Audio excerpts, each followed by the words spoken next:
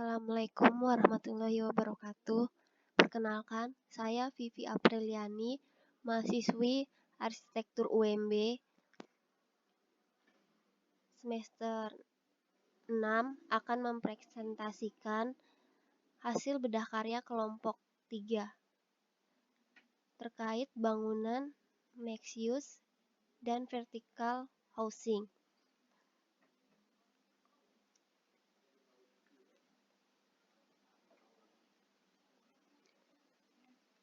Bangunan mixed use yang akan kami bedah pada kesempatan kali ini adalah Heartbeat.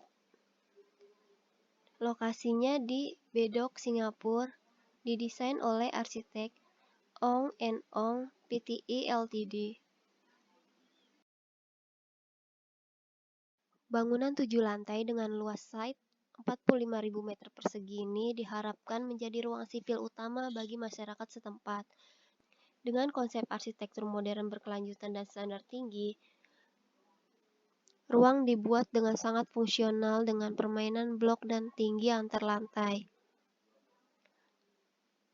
Penghijauan yang subur dan landscape yang juga dimasukkan menghasilkan bangunan progresif lingkungan dengan konsumsi energi berkurang dan menurunkan biaya operasi pemeliharaan.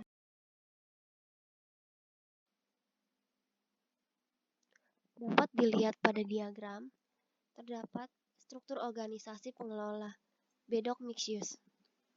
Mulai dari property manager, sekretaris, HRD, divisi keuangan, hingga ke engineer, mekanikal, elektrikal, dan plumbing. Dari struktur organisasi tersebut, kami dapat menemukan profil kegiatan pengelola dan kebutuhan ruang. Kami juga membuat profil dan kegiatan penghuni yang menghasilkan kebutuhan ruang.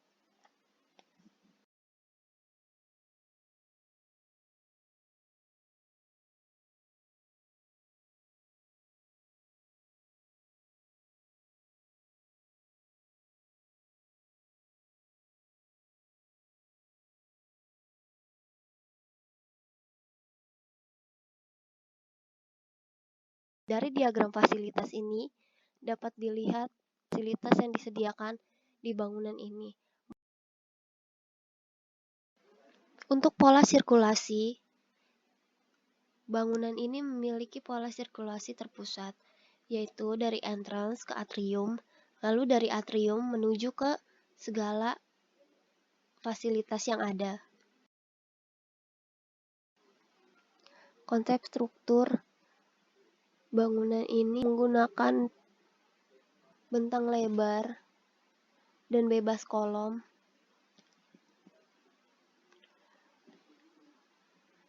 Pondasi yang digunakan yaitu pondasi tiang pancang. Untuk basement digunakan retaining wall atau dinding penahan tanah. Kolomnya menggunakan beton bertulang dan atapnya konstruksi atap menggunakan membran. Sekian untuk bedah karya kelompok 3. Selanjutnya, saya akan mempresentasikan bedah karya individu. Vertical house yang saya pilih ini didesain oleh konsultan arsitektur asal Singapura, Spark, pada tahun 2017. Dengan memfokuskan konsep green building, bangunan ini bukan hanya ramah lingkungan, tetapi juga bermanfaat sebagai pangan untuk penghuni unit. Penghijauan terdapat pada setiap unit dalam bentuk vertical garden, dan setiap penghuni berkewajiban memelihara vertical garden tersebut. Lantai 1 dan lantai 3 difungsikan sebagai lahan pertanian tradisional. Di lantai 2, terdapat pasar yang digunakan untuk menjual hasil pertanian. Sedangkan lantai 4 sampai dengan 11 berisikan unit-unit hunian. Profil pengguna. Berdasarkan tipe unit yang tersedia, vertical housing ini dapat dihuni oleh keluarga besar ataupun sepasang suami istri saja. Terdapat 4 tipe hunian yang ada di sini. 1. Tipe studio, ukuran 36 sampai dengan 47 meter persegi. terdiri dari 1 kamar tidur, 1 ruang keluarga, 1 dapur, 1 ruang makan, 1 toilet. Yang kedua, 2 bedroom apart. Luasnya 63 sampai dengan 83 meter persegi, terdiri dari 2 kamar tidur, 1 ruang keluarga, 2 toilet, 1 ruang makan, dan 1 dapur. Yang ketiga, ada dual key apart. Ukurannya 89 sampai dengan 124 meter persegi, terdiri dari 3 kamar tidur, 1 ruang keluarga, 2 dapur, dan 1 toilet. Yang keempat, 3 generation apart. Luasnya 127 sampai 165 meter persegi, terdiri dari 4 kamar tidur, 1 ruang keluarga, 1 dapur, 1 ruang makan, dan 3 toilet. Dilihat dari jumlah unit yang dibangun, tipe studio memiliki 216 unit, merupakan unit yang paling banyak. Yang artinya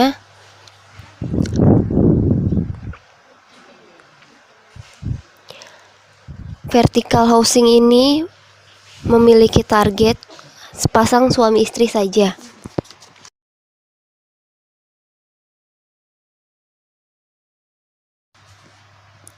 Struktur yang digunakan pada bangunan ini yaitu kolom beton bertulang,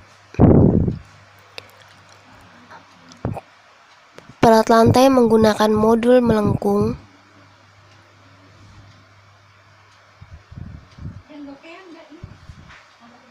dan modul lurus.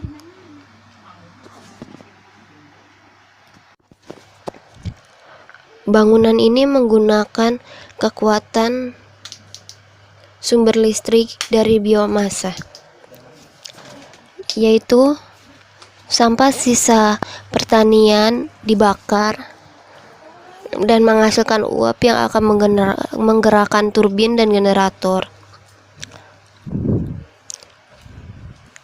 sehingga bisa menghasilkan listrik. Sampah hasil pembakaran digunakan untuk pupuk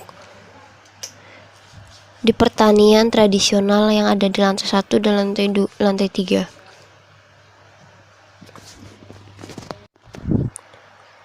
Sistem penyiraman vertical garden. Air yang digunakan untuk menyiram tanaman berasal dari kolam ikan yang berada di atap, disalurkan melalui pipa turun, lalu mengalir melalui pipa-pipa kecil ke vertical garden. Air sisa vertical garden dialirkan menuju satu tank yang akan diolah kembali dan dimasukkan ke dalam kolam ikan lagi.